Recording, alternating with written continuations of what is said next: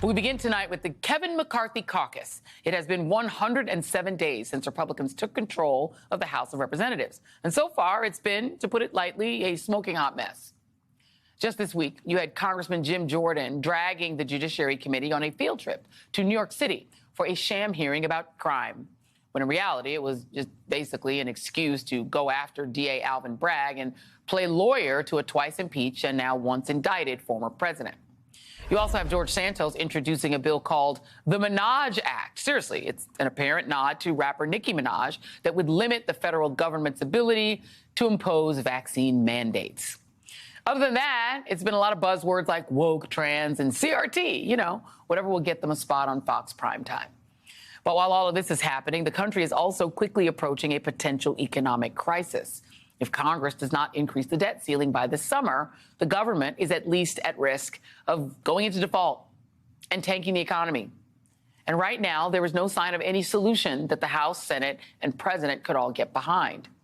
Yesterday, House Speaker Kevin McCarthy finally unveiled his plan, a bill that would raise the debt ceiling into next year, but would also slash federal spending by roughly $130 billion. And where would they make those cuts, you ask? Well, apparently, they still don't know. The Washington Post is reporting the spending reductions probably would target federal health care, science, education, climate, energy, labor, and research programs, while leaving untouched the Pentagon and services for veterans. But the bill still does not specify the exact agencies or programs on the chopping block. The bill would also raise the age limit on work requirements for those receiving federal food aid from programs like SNAP, leaving millions of low-income adults without food assistance. That proposal is essentially dead on arrival in the Senate, and that is if it can even get through the House.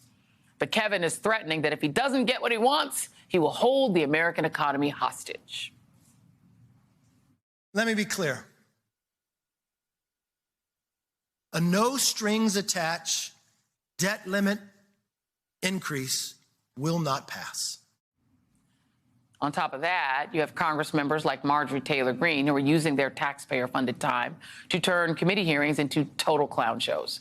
Yesterday, during a Homeland Security hearing, Greene was silenced after repeating a debunked right-wing conspiracy theory that a Democratic colleague is having an extramarital affair with a Chinese spy, while also calling the Homeland Security Secretary a liar. That was quite entertaining from someone that had a sexual relationship with a Chinese spy, and everyone knows it. But I move to take her words down. How long are you going to continue this outrage, complete outrage, where China is poisoning America's children, poisoning our teenagers, poisoning our young people? How long are you going to let this go on? Congresswoman, let me assure you that we're not letting it go on. We are fighting this. No, I reclaim my time. You're a liar. Reports say that some Republicans were supposedly furious about that outburst. But Marge doesn't seem too scared of any repercussions. In fact, she doubled down on her obscene remark on the Twitters. But why should she worry? If there's one thing we learned from Kevin McCarthy's leadership, it's that there is no bottom. Whether it's lying or racism or an insurrection, you can pretty much get away with anything under his leadership. Joining me now is California Congressman Eric Swalwell. Congressman, I do have to ask. I mean, Marjorie Taylor Greene started out as a QTuber and an online troll, and apparently that's still her job, except now we're paying her to be a QTuber and an online troll. I am just curious what it is like to have to share committee space with that person. Well, Joy, Marjorie Taylor Greene has the job of Speaker. Kevin McCarthy has a title. That's why it's so terrifying. And she got so worked up and hurled that nonsense at me because I had pointed out right before her that they have now become the party that doesn't back the blue, they back the coup. And I walked Secretary Mayorkas through Marjorie Taylor Greene and Donald Trump's various statements about defunding the police and defunding the FBI. And of course, that was her response. It was interesting, though, that she was ultimately muted by her own chairman, who she would also go on to attack later on that day as a rhino. It's complete chaos. He said, what is it like to be there? It's like, working every day in the land of misfit toys. But we are, as Democrats, working for working people and trying to make sure that our kids go home safely after school and are free from gun violence, that we bring down the cost of healthcare, and that we tackle climate chaos. But as you can see, they have 1/3 of government essentially right now, and they can do some damage. Well, do some damage, but also stop any actual work getting done. I mean, the thing that is so upsetting about it, beyond just the personal insults, is that there's actually real work that Congress actually needs to do. I mean, it is a real job you're supposed to have. And you have these people here, like her, who aren't actually there to do that. They're just there to troll. They're literally taking their trolling that they used to do online and that they could easily just do without us having to pay them. They could do it on Twitter, but instead they're getting paid to do it. I don't see that she does anything else. Are there any bills with her name on it? Does she do anything other than that? No, that's what she does. And it's actually interesting that Kevin McCarthy wants to put in place, work requirements, for cancer patients who are on food stamps. If Kevin McCarthy or Marjorie Taylor Greene had to pass a work requirement, they wouldn't get paid. Clearly.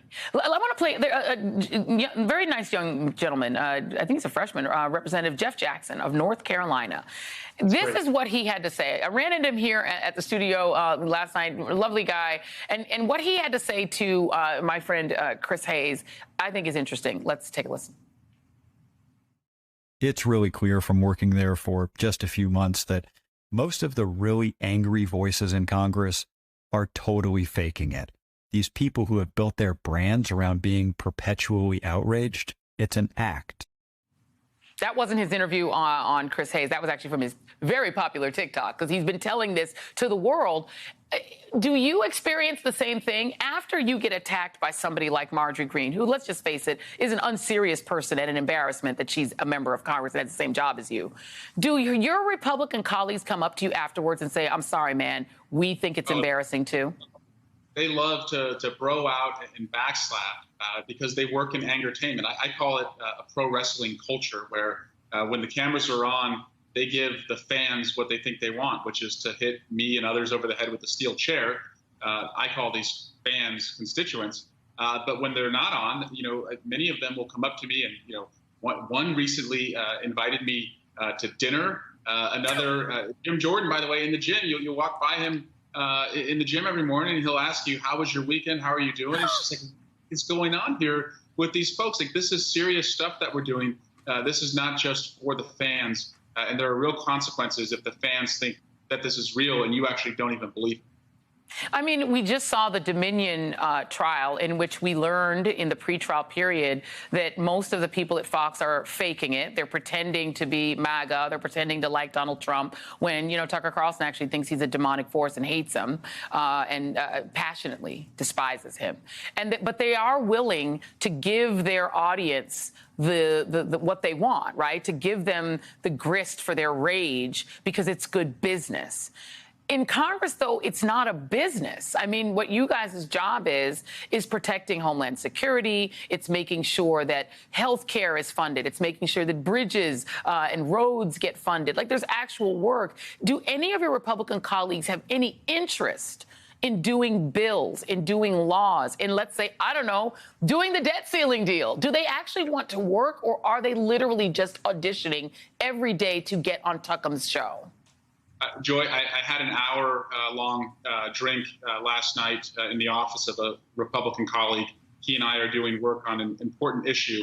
I'm not going to out him because that'll get him in trouble, but I can represent that they're not all like that.